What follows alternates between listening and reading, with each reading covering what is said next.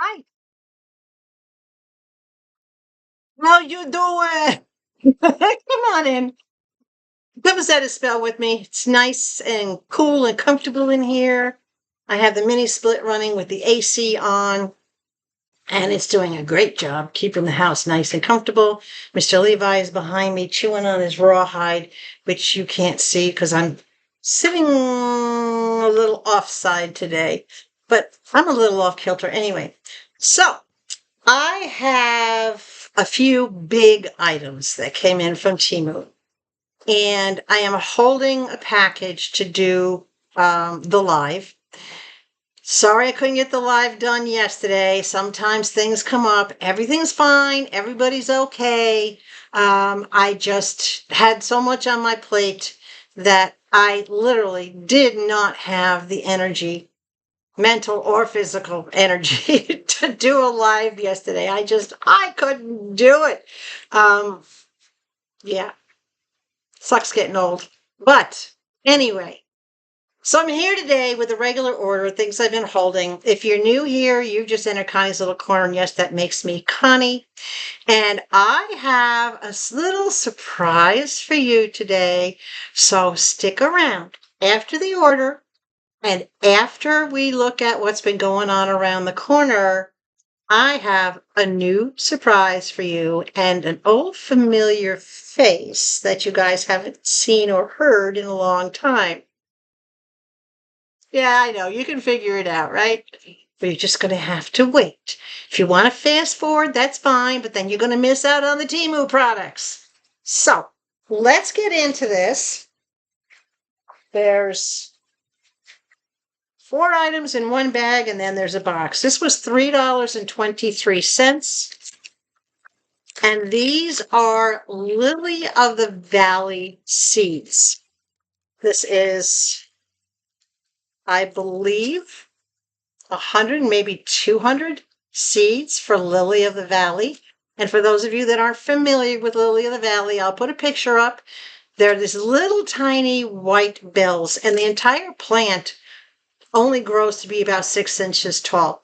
So it's perfect for me to put in small containers and maybe put 1 or 2 of them on the porch up on those little shelves. I can stagger them down along the front of in my garden to make more. And I can't put them in the flower box because I planted hostas in there, and hostas are going to overtake that flower planter that I did, but you haven't seen that yet. You'll see that later. So where I planted the hostas, I can't plant these. But I've always loved lilies of the valleys, and buttercups have been my 2 favorite things ever. So I will be getting those planted sometime in the next week or two. I have a lot going on. Okay, this was $26.82. This Mr. Levi has been waiting for. He knows it's for him. When it came in, he saw it, he sniffed at it, he pawed at it. He actually wanted to get his paws on it. This is a runner. This is a 3 by 6 foot outdoor runner for the front porch. Let me get this undone. You know, of course, Mr. Levi has always been spoiled, and he's going to continue to be spoiled for however long I am blessed to have him. And that includes getting him a nice special rug. I want you to see this before I unroll it, though. This is kind of that really thicker outdoor mat material. And on the back, it's got the rubber, no skid. This is huge. It's 3 feet, 3 feet across, and it's 6 feet long. This is a dark red, a brick red, which actually matches my house. And it's got black bands, the little stripes on the inside, which on the floor, I don't know if you'll be able to tell if it's black or brown. But this is going to go on the floor, out on the porch, right in front of the chest. So between the chest and between the glider, this runner will be there. The porch is about 13 feet across, but I already have a mat at each doorway, so this will go in the center. This is really, really nice. I like how thick this is. I don't know if you can see that. Can you? Yeah. Very, very nicely made. Very solid made. And this one, it came from local, but it did say made in the USA. I don't worry about where something is made. I worry about the quality of what I'm getting. Am I getting what I'm paying for? And with that, absolutely. So I'll have to unroll that, put some weight on the one end to get it flat so that I don't trip on it. You guys got better footing than I do. Don't always like this over here. Okay. Why is this so, oh, I was say, why is this so heavy? I forgot what was in here. This is heavy. This was $29.96. And as you can see, I'm getting bigger things lately and I am spending more lately, but sometimes we just have to because I have to get what I need. And I'm getting what I need through Temu at the better prices than even I could get at the local stores. I've even checked the local, like Big Lots and Targets and Walmart, and I'm still not getting the equivalent of a good deal, so to speak. So this comes in a nice storage bag, which I will be using this bag for something else because I absolutely love that. It comes with a hanger, which I will not be using. It comes with an extra nozzle, which I will keep as a spare, but I won't actually be using, and you'll see why in a minute. Actually, I think this is going to replace the nozzle that I currently have on it, because this one's new and the other one's taking a beating. Extra washers. 1, 2, 3 extra washers, and a 100-foot expandable hose. This is the exact same hose I already have on the outside of the house, and I'll put a picture up here for you of the 100-foot hose that I do have on the hose stand that I got from Teimu. I love this because of the brass fittings on this one. It was absolutely worth it. The brass fittings allows you to shut the water off here if you need to, and these fittings are tight. I've had no problems with this. I got this one from the exact same vendor that I got the last one from. The other end is also the brass fittings. It has the rubber seal in there, and as I showed you, you get 3 extra seals. This is not the end that gets the seal. It's the other end like that gets the seal. So I was so happy with the first one I got. The first one I'm still using. It held up to the Arizona heat. It did not dry out. It did not crack. It went through an entire full year of crazy temperatures in Arizona being left out. And yeah, no issues. So now I have 200 feet of hose, which means I can easily go all the way to the back of where I live, back of my property, all the way around the house from either direction and not be tearing or yanking or stressing out the hose. So more than enough. This will go in the shed for now because I don't need 200 feet of hose out there on a regular basis. So when I do need the extra length of hose, then I can hook this up and make use of it. But I have been very, very happy with this product. This is a cloth covering on this. And as you can see, it's expandable. So when you fill it with water, you get the full 100 feet. But then it shrinks down to about 30 feet when it's empty. So it doesn't take up a lot of space, even though it gives you a lot of hose. Loving that. All right. I've started doing a lot of stuff outside, so I needed outside stuff. Let's see what else is in the bag. Okay. Now, this was $7.14, and this is the reason I probably won't use that little green nozzle. You saw me get something similar to this when I lived in Arizona, but I left it there for the gentleman that bought my house. So I got myself a new one. This is an extension. This, hold on, let me get this in here.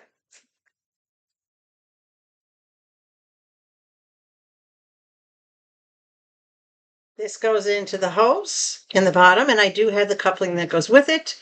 This turns your water supply on and off. It rotates. And you have several settings on this one. You have cone. Let's see what you have. Cone, jet, center, mist, shower, flood, in other words, like a bucket filler, flat, and full. So lots of different settings on this. And they all lock into place. So when you turn this, it actually clicks into place. Love that. This is about 18 inches long, so it gives me that extra for when it's time to water the gardens, when I want to wash the top of the car, when I want to spray off the side of the house. I do have a power sprayer that's stronger than the jet that'll ever come out of this, a pressure washer. That's for the roof of the house. The roof of the house here is metal. I have a tin roof. So in order to clear it off and get everything completely off it, I need the force of the power washer to do that so that everything slides off it, clears. But lots of different options. Very well made.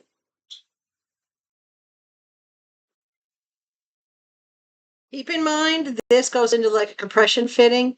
So when you're ordering one, make sure you have the piece that this will fit into, because it won't just fit into your regular hose. You have to have that little interlocking coupling thing to go on it, because there is some pressure behind this. But this is aluminum, very nicely done. This is aluminum. Of course, everything else is plastic. And I do like the grip. The grip has that like rubbery feeling to it, not a plasticky feeling. And then, of course, your nozzle, control your water control to where you can let more water in or less water in, depending on how much force that you want. So not a bad price, not a bad deal. Okay, big box.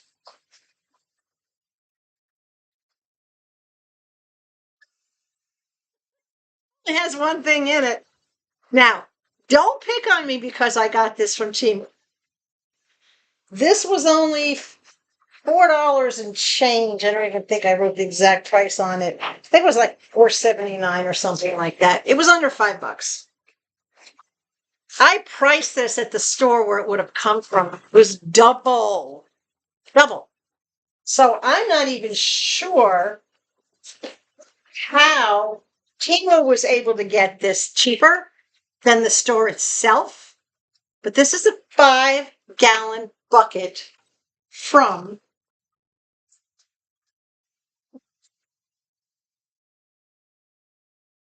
Okay, I'm laughing because at this place, this bucket was like $8 and change. But from Teimu, it was under 5, and I got free shipping because it did not come from local. But I did get it in like, I think maybe 7 or 8 days. It didn't take long for it to come. So yeah, just a regular, these are like 5-gallon paint buckets, guys, but I don't have an empty 5-gallon paint bucket. And I'm not going to, because even though the paint colors for my house are in 5-gallon buckets, I still have more than half in the buckets. I can't put that into smaller containers. Yeah. So I needed this. This is for me moving soil around, carrying soil from place to place, all the stonework I have to do around the house, my bucket for washing my car, anything that I might have to do outside. This is also my foot bucket. So if I'm doing anything outside, because, I'm always in flip-flops. So if I'm doing anything outside and I'm getting all kind of yucky and messy and my feet are I can just dunk my feet into here and then get them cleaned off really quick and easy. A lot of uses for this. Yeah. It's a yard item, and it's going to stay in the shed for when I need a yard item. But for under $5 for a 5-gallon tub from a place that sells these for almost twice as much, I had to do it. I'm sorry, I just had to do it. Temu came in with the lowest price, so it just made sense for me to get it from there, right? All right, that's the order. Not a lot. But as you can see, some big things, a couple things were a little pricey. My orders in general, I still have a mixture of small ones coming, but I have several. I think I have 6 big items coming. So my hauls or my videos may not be all that long, but my items are up there in cost. Let's look at what I've been doing just around the corner. It hasn't been all that long. So one of the things that I did since the last video, I think when was the last video? Wednesday, maybe? I think it was Wednesday. It was either when, yeah, I think it was Wednesday. But anyway, since then, I took the 3-part solar light that I had gotten from Teimu. I climbed my ladder and I put it up the tree. And it's about 10, 12 feet up this tree. And I have it angled so that it points down onto the backyard of my property. So when I'm walking, Levi, when I come out the back bedroom door and down the stairs, the first thing that comes on is the motion sensor shed light. Wow, say that fast 3 times. The shed light comes on and lights up that particular area. I walk about 10 feet away from the house, and now this tree light comes on, and the tree light lights up the second half of the backyard. So Levi and I are not out there walking in the dark. We can see what's around us. We can see what's under our feet. And I'm meticulous about the yard and making sure it picks up so that he and or I don't step on anything. But I love the solar lights from Teimu. I have path lights that I'm going to be putting out soon, and I've already shown you those when I got them, but I'll show you when I put them in place. I can't wait to get this stuff done. Okay. The new mug that you saw me get in the last video, that big 23.67 ounce mug, that ceramic mug, I gave it the microwave test. I put coffee in it, and I let the coffee get cold. I put it in the microwave for a minute, let it warm up. The handle did not get hot. The coffee did. So it passed the microwave test, so I can clearly give a full thumbs up on that beautiful ceramic mug. And yes, I did order its reverse, the one that's in red that has the reverse colors. I ordered that. It's on its way. I don't know when it'll be here. Part of what I had to do was clear the porch. I had so much stuff in the corner of the porch, you couldn't tell I actually had a porch to use. So I cleared out the porch, and I got that somewhat organized. There's one end of the porch that you don't see where I have all my packing Rubbermaid Rubbermaid tubs and bins. That was coming out tins, but they're not tin, right? Oh. So I still have those. I've got those up for free for anybody that wants them, and hopefully they'll go quickly because there's not enough room in my shed for them just yet. So you saw last week where I had painted my front steps, the steps that go to the porch. Well, I took it a step further, and not only did I finish the touch-up of the second coat of paint on them, but I put the stair treads on them, and these are the self-stick, self-adhesive, non-skid stair treads that I've gotten 2 rolls from Teimu because each roll had 4 strips. And I knew with 4 stairs, I was going to need 8 strips. So I put the strips on them. What a difference. My feet are secure.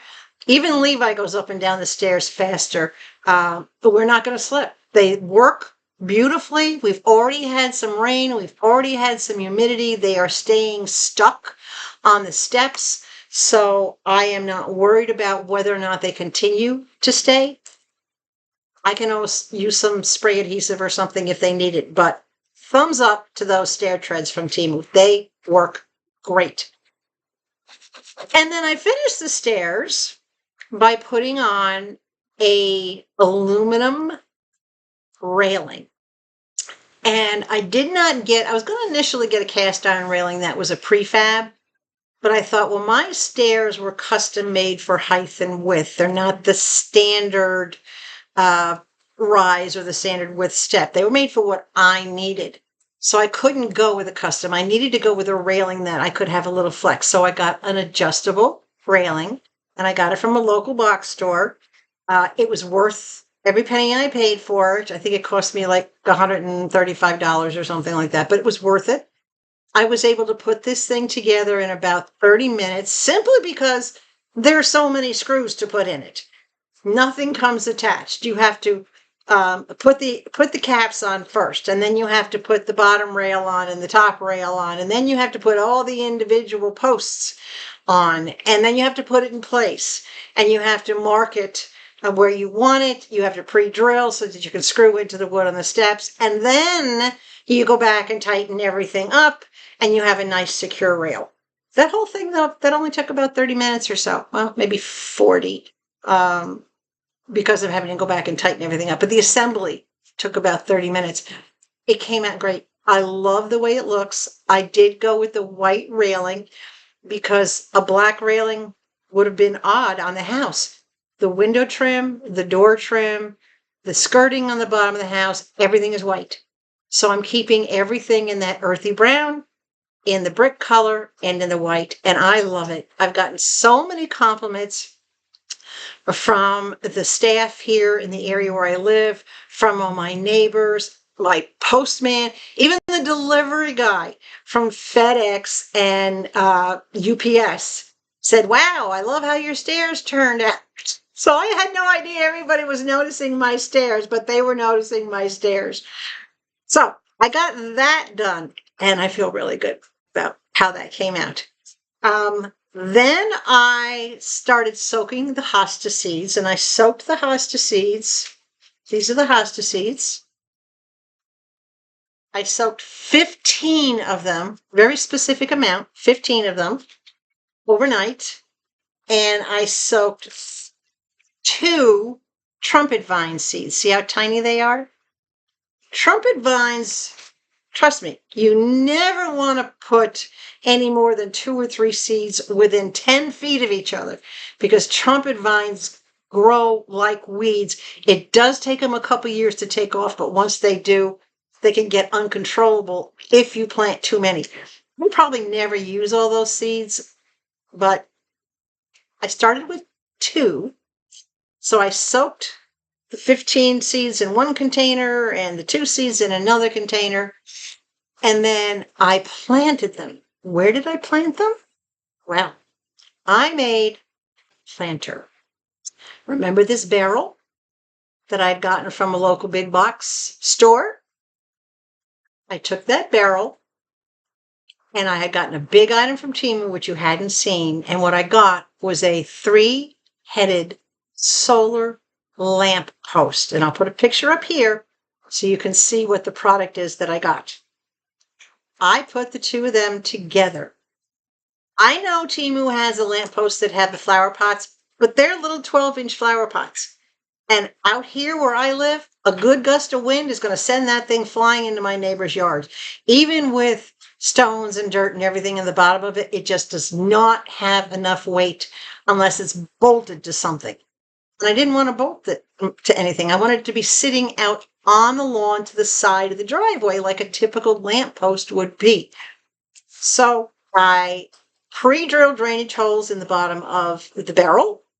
I turned the barrel upside down. I centered the base of the lamp so that I could line it up perfectly. I pre-drilled the bolting holes, flipped it over, put the center in, bolted it together. So I got that in, took it outside to where I was going to put it, took my 3-foot level, made sure that it was level in all directions. I got the ground all leveled. I started out with probably about 6 or 7 shovelfuls of gravel down in the bottom to give it some extra weight. And then I added some soil onto the top of it for another 3 inches or so. So the first 6 inches of that has a lot of weight between the gravel and the dirt. And then I watered that all down to make sure it was all good. Then I raked up pine needles. And I'm telling you why I used pine needles. Pine needles will stop weeds from growing. They'll stop a lot of things from growing. They just block out everything. But they break down and they mulch down beautifully. So I raked up a ton of pine needles and I put about 4 or 5 inches of pine needles all the way around the planter and around the post. Watered that down. Then I took my bag of organic potting soil and I put that on top. And I used the whole bag, so I got a good bed of about 3 inches of potting soil all the way around this. Tapped that down pretty good, watered it really good, let it settle. Then I took my seeds. Now, the Hosta seeds, 15 Hosta seeds, I found historically, because I've been growing a Hosta since my first home, and my first home was back in 1983. So I've had a lot of experience with Hosta. You plant them 3 seeds together in a clump. And I don't know why, but for some odd reason, it helps them germinate. Plus you get a little thicker sprouting. So I made 5 holes around the lamppost, and in each hole, about maybe 1/8 of an inch down from the surface, I put in 3 seeds, lightly covered it up, watered it again. I took the 2 seeds of the trumpet vines and I put them right up against the pole, literally right up against the lamppost. And I planted those in there. And the plan is I will be able to control those in that pot, because in a pot, they can't go anywhere. The roots can't go crazy and the plant will stunt. And I found that from growing trumpet vines back in New York. In a confined container, what happens is when the roots can't go down, it brings shoots up. So I'll be able to wrap the trumpet vine around that lamppost. Now, the trumpet vine is red. The hostas are red and white. So within a year or so, well, within a couple of months, I should have nice hostas coming up, but within a year or 2, you should start to see the vines. I can control the vines. I can wrap them. I can cut them. I can stunt them. They're coming out of the pot. If too many shoots are coming up, I can control this particular trumpet vine because of how I'm planting it. So I can't wait for that to start blooming and developing so that I can show you how it's coming out. But I am holding good hopes for it. Good hopes. Okay. The next thing I had to take care of is because of all the work that's been going around inside the house and outside the house. Obviously, I've been disturbing the ground and the ants started to come out. Down here, we have sugar ants, which are these little tiny, they're like a version of no-see-ums, those little gnats that fly, but these are little ants. And there's a tiny little black things. They don't bite, at least so far. Excuse me, I have hiccups. They haven't bitten. Levi hasn't been bitten. But I don't like having ants in my house. So I found a local pest control place that has been coming into the community where I live and doing other people. So I was referred to this company. I'm telling you, great price, amazing service. They came in, and obviously because my house is so small, my cost was slashed. The monthly treatment, and this is not, you pay every month, but you only get a treatment once a quarter. There's a monthly rate, and you get a treatment every single month for as long as you're contracted with them. So I contracted for the whole first year because I know I'm going to be doing a lot outside, a lot inside. I'm going to be stirring up a lot of these critters. The price was unbelievable. The price for an entire year, including the first initial heavy-duty treatment, was less than you would pay for an initial treatment with one of those big name bug companies that like starts with an O or starts with a T. Okay, I'm not going to say, I'm not going to throw them under the bus, but you know who I'm talking about because they're national. Might even be international, I don't know, but they're national. This local company, it's a family-run business. They're literally 3 miles down the road from me. They're available 24/7, and their treatment is not just the ants. It includes ants, spiders, earwigs, roaches, and a couple other critters that are common in the neighborhood where I live. So I got the first treatment done. Within a day, I didn't see any more ants, and I haven't seen any since. And that was done on Wednesday. I contacted these people Tuesday night. They came Wednesday afternoon. He says, "Oh, yeah, when I'm on my way back to the shop, I'll swing by." He came by in the afternoon. It took him maybe 40 minutes. And I said, "That was quick." He says, "You don't have a big house."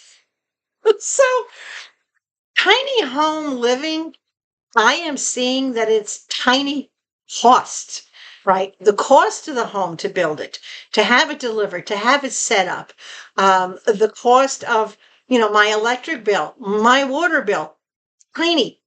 The cost of getting the services done, oh my gosh, like a tenth of what it would cost somebody who has a 2 or 3 bedroom house.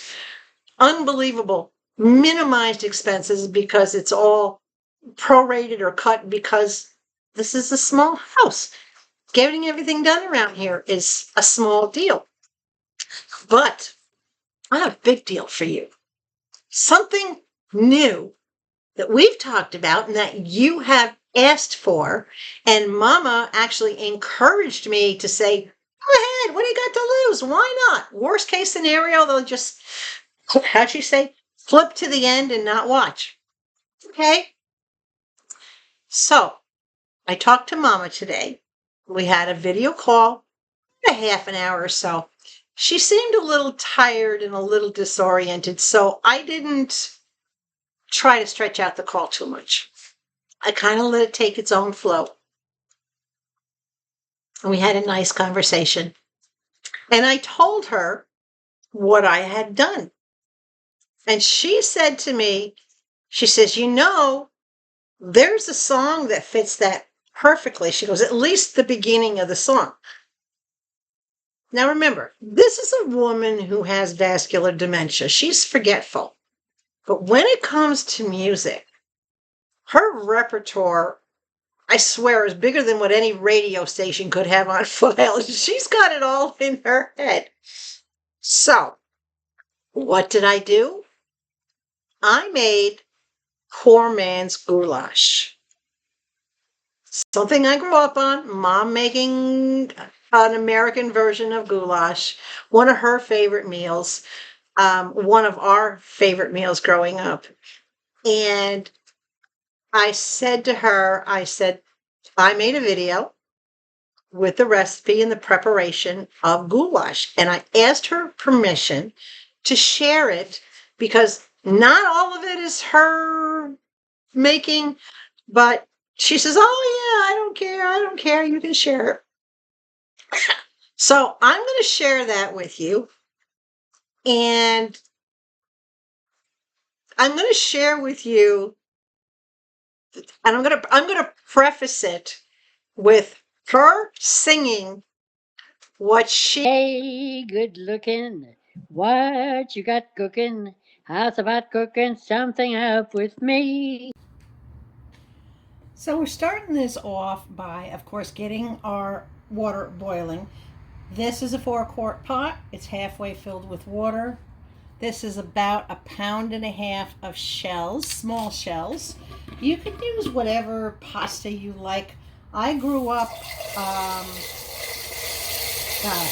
elbow macaroni was the thing that we used, but I don't like the taste of elbows. So I'm not going to use elbow macaroni.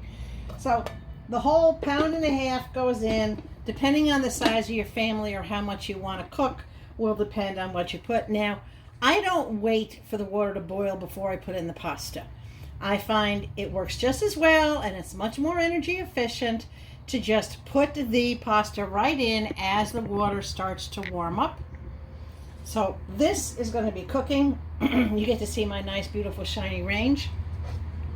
In this pot, we have, or pan, we have 2.5 pounds of 90% ground beef.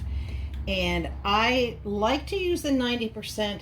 You can use 85%. I don't like a lot of grease in my food, but you're not going to get a lot of grease out of this. Now, this is still somewhat a little bit frozen, so you've got to break it up, and we'll let that cook down and start breaking up. While I'm doing that, or well, I should say while that is starting to brown and warm, I am going to flip the camera over here, and we're going to cut up some onion. This is a sweet white onion. This has been in the refrigerator, guys, and this is a little hint I want to give you. Mama, of course, having grown up on the farm, she knows all the tricks and tips so that you don't start whining and crying and your eyes watering and everything else going on while you're trying to slice an onion. So it goes in the refrigerator, or you can soak it in water, cold water, before you actually start peeling it. I peel a good amount off the outside to make sure I get rid of all that. If there's anything in here that doesn't look good, we're going to get that out of there as well.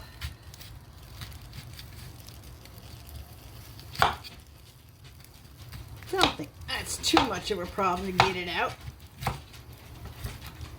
Take another little slice off the edge. All right, we're good. Get all this. I have a trash bag down here right below me for everything to go in. I'm only going to use half an onion for this, and the other half I will put in a Ziploc bag and in the freezer. So when I slice my onions, I just go straight down on them like this, and then I come in at them at an angle. Everybody does it a little bit differently, right? I do it in a way that they come out the size that I want them for this dish. I don't want them to be finely minced, but I do want them to be cut down. It's a little messy, but messy's okay. You get messy, and you know, it cooks. You got to get your hands dirty. That's all I can say. If you want to get into your food and get your food done good, then you got to get into it and get everything chopped up. And then I just give it a couple little side chops. That's it, because I don't want the pieces itty bitty. But I want them to where they're cooked down good enough. All right? So that's the onion. For the rest of the onion, and it goes in the freezer. Onions typically should not be stored in your refrigerator. There are food that does better when it is stored on the countertop. All right, back to the beef. How's the beef doing? Starting to thaw down a little bit. Now you can pre-thaw this in the microwave if you wish. I don't like to do that. I like to just get it cooked down like this. So let's give it a little bit more time to cook down, and then we'll finish up. Okay, so we've got a good rolling boil going on the pasta. You weren't seeing it there for a second. So I give it a quick stir. I want to make sure that it doesn't boil over, but that it does keep on boiling. And our ground beef now is at the point. And you notice I'm using my Teimu tools. I've got my Teimu little beef smasher here that I'm using. And I've got my Teimu rubber spatula that I'm using for the pasta. The whole idea is to make everything come out at the same time so that when you mix everything together, you're good to go.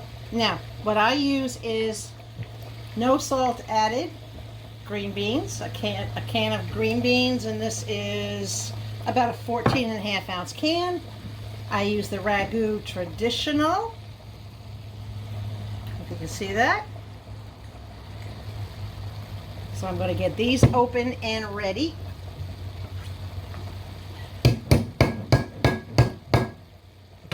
The jars don't always want to open up when I want them to.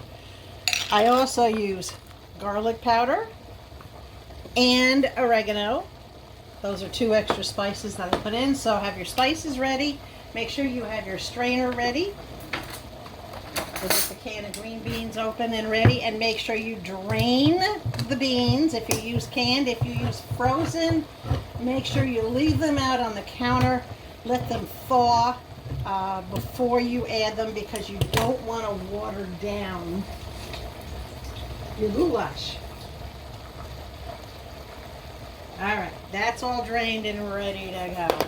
Now, if you're using fresh green beans, great. Just make sure you cut the tips off so that there are no stems in what you're using. Nobody wants stems in their bites of their foods.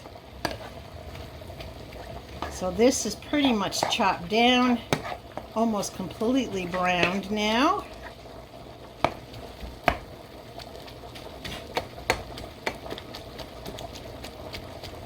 I'm going to switch over to the spatula after I give the pasta a good stir.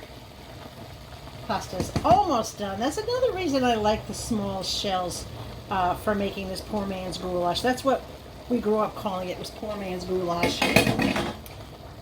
The smaller shells, number one, they cook faster, and they're not as starchy, they're not as sticky or as pasty as pasta can get sometimes. But we are going to drain them, and we are going to drain our beef. So the beef, as you can see, is almost 100% browned. Just a little bit left to go. So I'm going to take it over to the sink and drain it, and I'll be right back.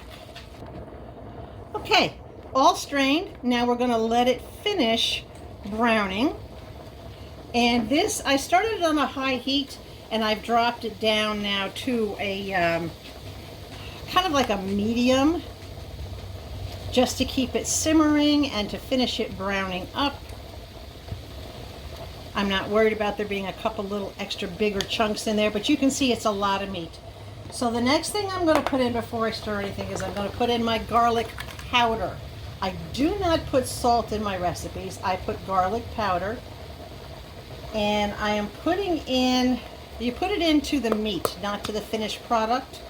I'm putting in approximately the equivalent of a teaspoonful. If you like it a little bit more garlicky, you can add a little more than that. But I do this by finger, as you can tell, because I like to make sure that it's kind of gets spread out a little evenly before I even mix it in. Then I add my oregano. My oregano, I don't add a lot. I add equivalent of about 2 teaspoons of the oregano. And if you're an oregano lover, you can add a lot more than that, or you can add a little more than that. And as you can tell, your hands get dirty when you're doing this. It's what they're supposed to do. And I can already smell this. If you can smell the combination of the garlic and oregano, if you've ever smelled that in your kitchen, then you know what I'm smelling. I have been wanting this for so long. Now I take my ragu, which I'm using the traditional sauce, Ragu Traditional. You can use whatever you want. I grew up, Mom, just using tomato juice, but I like the ragu because it gives that little extra flavor. And I'm going to use, to start, about 3/4 of that jar, and this is a 24-ounce jar. So I start with about 3/4, and I get the meat coated. Now remember, we're going to be adding pasta to this mixture, so we are going to be needing more, but we don't want everything watery and soggy. We just want everything nice and coated and yummy. All right, I'm going to move the beef over to the side, and I'm going to scrape the onions on in here. I know you were wondering when we were going to get to the onions. Here they come. I wait until I put the sauce in before I put the onions in because I want the onions to soak up the sauce. So I kick this back up on high, and I'm just going to let that sit there and let those onions cook in the sauce. Let's check on our pasta. And our pasta is done. So I'm going to scooch over to the sink and drain this, and I'll be right back again. Okay, so I've removed the pasta from the heat and I've set it off here to the back because I don't want what's in the pan to start burning. Now we're ready, almost ready, to add our mixture into the pasta. So I'm just going to chop down those onions a little bit so that they really cook. And all you want to do here is you're just softening the onions. You're not frying them. You're not really even browning them. It's almost like sauteing them in the juice that's coming from the sauce and what's left coming from the meat. So you're blending all these flavors together with the spices.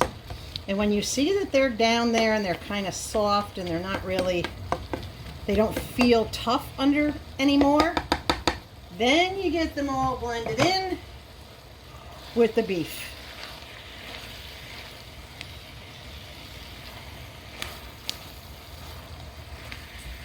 Oh, if you guys could smell this, it just smells so good. Okay, little puddle in the middle. Little puddle in the middle, little puddle in the middle. Oh my goodness. And that is for the green beans. Because we just actually want to warm them. We don't want to. Green beans, when they come in the can like this, or even when they're frozen, they're already cooked. So all you are doing is warming them. But again, we don't want anything to get soggy, right? So we're just going to put them in the middle like this for a minute. Give them a quick cover. Start to get them mixed in. Now, if you're an onion lover, yes, by all means, go ahead, use more onions. If you don't like green beans, I would suggest red peppers or green peppers. I have made this with a combination of red and green peppers when they're in season and they're not yicky. I don't know how else to describe them, but when they're in season, I love to do this with red peppers and green peppers. If you like spicy food, you can add some spices to it. All right. We're going to move this back forward here, but the burner's not on yet. There's our big pot of pasta. Pound and a half of pasta. 2.5 pounds of beef. All right. Let's get this blended in here. Nice and careful. We don't want everything going all over the place. Ground beef is not cheap. But overall, this meal to make, between the cost of the beef, the pasta, the sauces, and everything else, is about $15.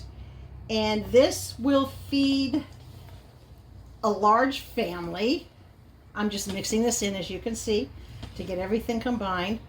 This will feed, when I say a large family, I think of a family of like 5 or 6. This will definitely be, even as a main meal with maybe some garlic bread and a nice salad, or some fresh fruit. This goes a long way.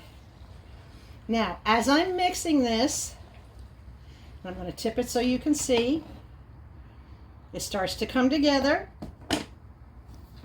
I'm going to put the rest of the jar in here.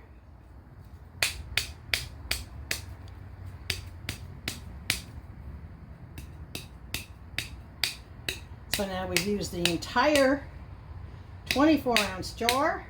I am going to give it a little bit of a rinse. And basically when I rinse, I put about 1 ounce of water down in the bottom. That's about it. And just give it a shake to get everything out. So not only does it clean the jar, but it gets everything out. And that little bit of water is not going to make any difference. Okay. Mix that all in. And then the last ingredient that I put into my poor man's goulash is optional for you guys. I'm a cheese lover. I use a combination of Colby Jack, shredded, and I use approximately a cup and a half, which is about what I have left in this bag. So I'm going to pour the whole thing down in there. Now, you can add ricotta. A lot of people like it with ricotta cheese. You can add sour cream to give it a little bit different flavor. It all depends on your tastes. So that last part, again, is optional. It's dairy. You might not be able to have dairy. You might not like dairy. You might not be a cheese lover like me. But this is something that I have found kind of takes this up a notch, you know? It just brings it all the way up. And it melts in there and coats everything so beautifully. Okay, look at this. Where is it? There it is. There's our poor man's goulash. And this smells divine. I'm going to put the cover on this. Now the burner is off. It's done. I'm going to put the cover on this, and I'm just going to let this sit until it cools down on its own. If you want to serve it right away, just let it sit like this for about 10 or 15 minutes. It'll still be warm. But what it does is it gets all the flavors together in there. So everything is yummy, yummy. And leave it cool down just a little bit, and then you can serve it while it's still hot. Or you can then divide it up and put it in the freezer. It's a simple recipe. It's like a good potluck meal. If you have to go someplace and you have to bring a meal, it's great for potluck. It's great for those stormy nights or rainy nights or cool nights.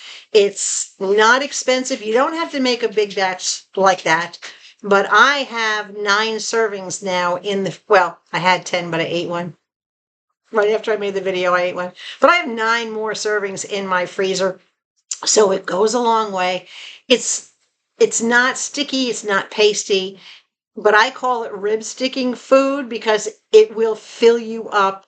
And a normal serving, which is about 2 cups, I rounded it out with a little bit of a Caesar salad on the side and a slice of garlic bread, just as I talked about in the video. I just was like, oh, I really needed a meal like that. It's my first cooked meal in the house. I've done a little bit of cooking, but not like that. And I miss doing that. I miss cooking some of the family recipes. So the recipe can be modified.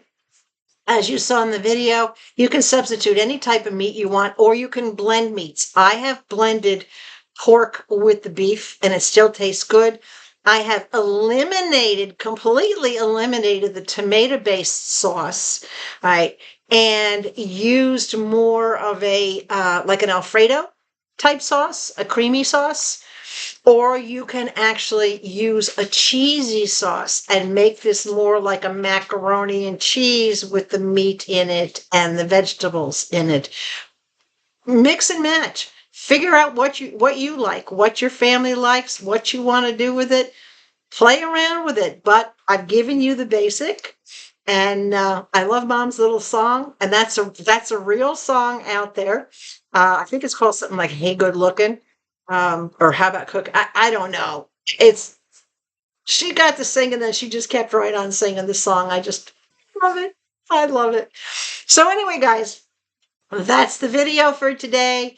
I have more coming down the pike. I have a lot more orders. I'm hoping to be able to do the live on Wednesday night. Don't hold me to it.